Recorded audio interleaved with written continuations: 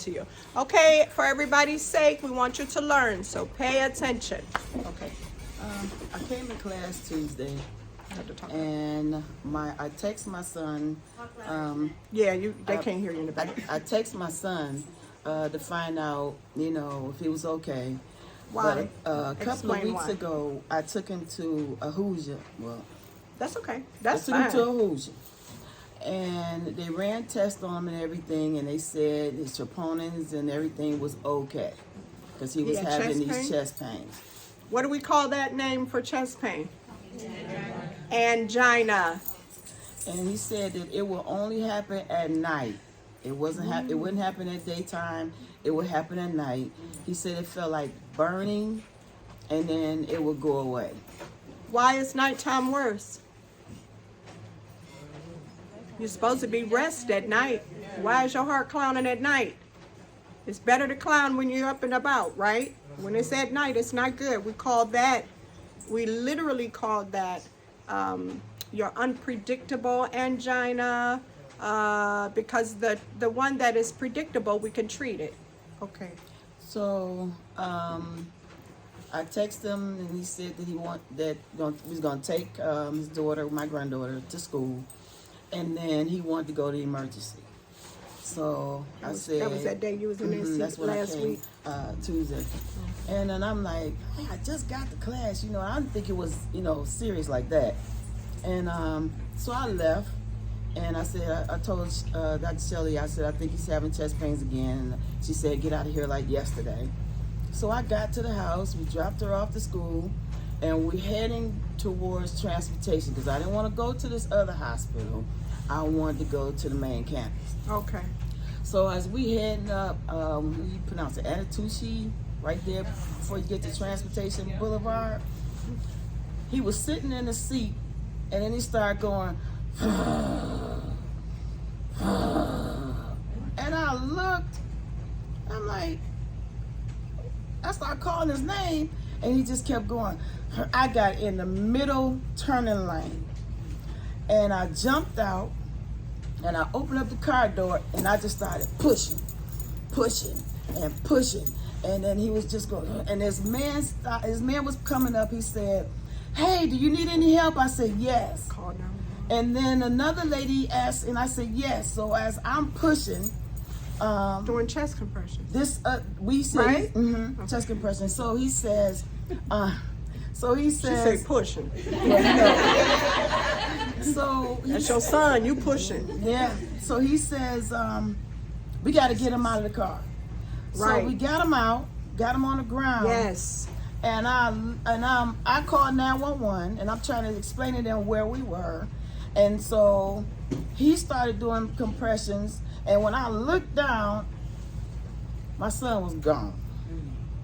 And I looked at him, and I started calling his name, telling him, you better come back here, and I mean right now. Now she cussing the baby out. Oh yeah, because I believe in calling those things that be Yes. not as though they were. And I went to church couple weeks back, and I remember them giving me this little bottle of oil. So while he over there compressing, I'm getting my oil, and I'm slaying it on him, and you shall not die, but live, and declare the works of the Lord. You coming back here, and then the man, well, let's feel for a pulse.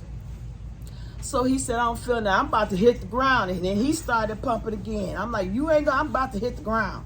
So then the emergency men came, and they got him in the truck. I said, where y'all taking him? And then they took him where I didn't want him to go. But, Nearest, honey. You want Yeah. him to go to the nearest. Yeah. So he went to the Period. nearest.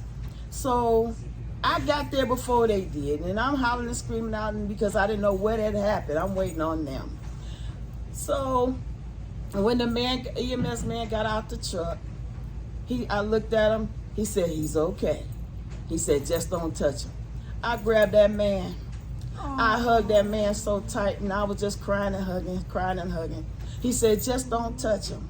So when we go inside, and I saw him moving his hands, and I saw his eyes open, I'm like, all I could do was just tell God thank you.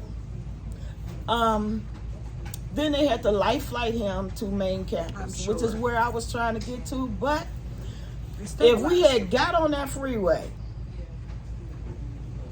it'd be a different story right now. yeah. So I said, God, I just thank you because you told that person, I want you coming down the street at this time, and I want you coming down the street at this time. So they were all there when we was in the middle of the street. And you're in the middle of the street. Yeah. And so I kept saying, God, I want to tell this. If I just knew who this man was that stopped. I said, if I could just tell him thank you somehow. So I went up to the fire department in Garfield. Oh. And I got a chance to see the 3 men who got my son. And they said when they got him in the truck, my son was gone. He didn't have no pulse, nothing. And they shocked him and he got a rhythm back. So I thank God that because sometimes, you know, when you at work and you put that thing on people and it says shock not advised. Well, I don't know what they had, but I know that I just thank God that they shocked my son. And one of the young men who was the EMT, because the man who stopped was the EMT, who was a passerby. What are the chances of that man being the EMT that took my son to the hospital instructor? Wow. He called him, and I was able to tell that man thank you. Yeah. Wow. But most of all, I thank God. I tell everybody, like my job, which I'm about to go up to now, to talk to them. Make sure you get FMLA. Yeah. You know what? You're the second person.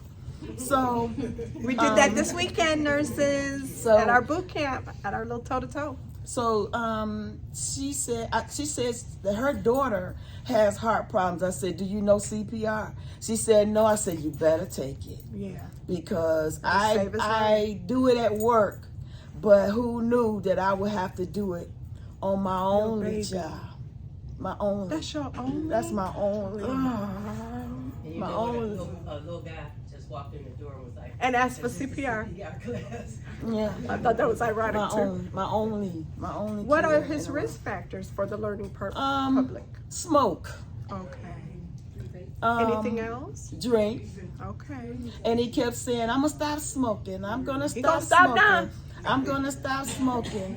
But we had a scare when he was 20-something years old, and they went in and did an cardio thing, you know, and he had a small blockage then.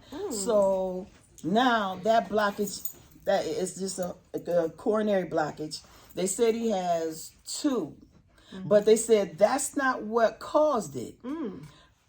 But I'm going to tell you, I don't know who y'all believe in, but I know who I believe in. But the God I believed in, my son's heart made its own bypasses. Come on, girl. Yeah, it made its own bypasses. So they say they don't know.